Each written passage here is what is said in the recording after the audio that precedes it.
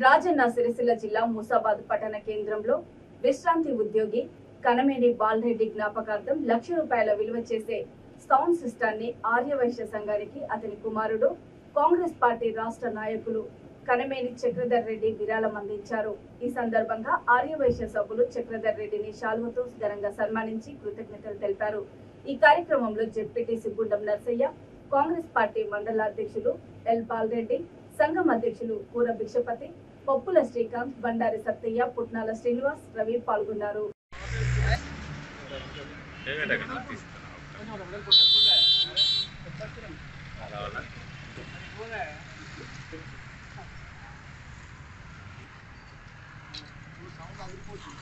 Sir wait కూడా ఒకసారి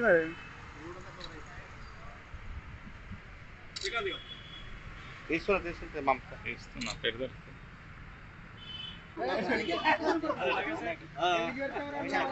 okay sir జరుగుతా నేను అలాగే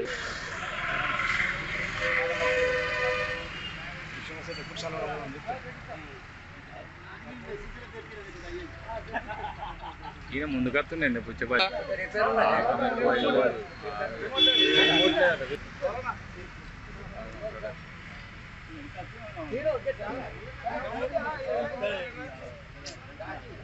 వెనక సార్ కొంచెం సత్యానా ముందుగానే ఉండు వెనక లాస్ట్ అన్న వీడు చూడు వెంకటి పక్క పండి వీడు చూడు నిలబడరు వట్టిగా చూడు ఒకసారి చూడు రే సిరనా సేటు సత్యనా గిడ ఒకసారి చూడు ఒకసారి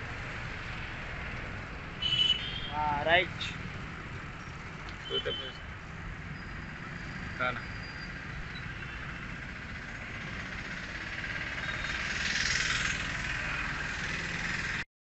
కైనా వీడియో ఒకసారి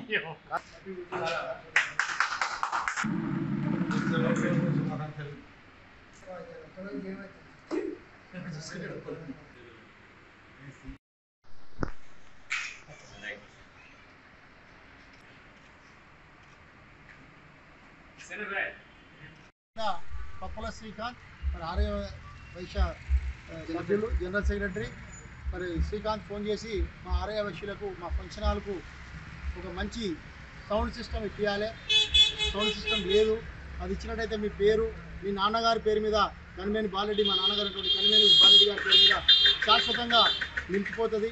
మా ఈ వైశ్యుల మనసులో కూడా అందరిలో ఉన్నాడు ఆయన పేరు మీద మీరు ఖచ్చితంగా కొనియాలని వారు చెప్పడం జరిగింది.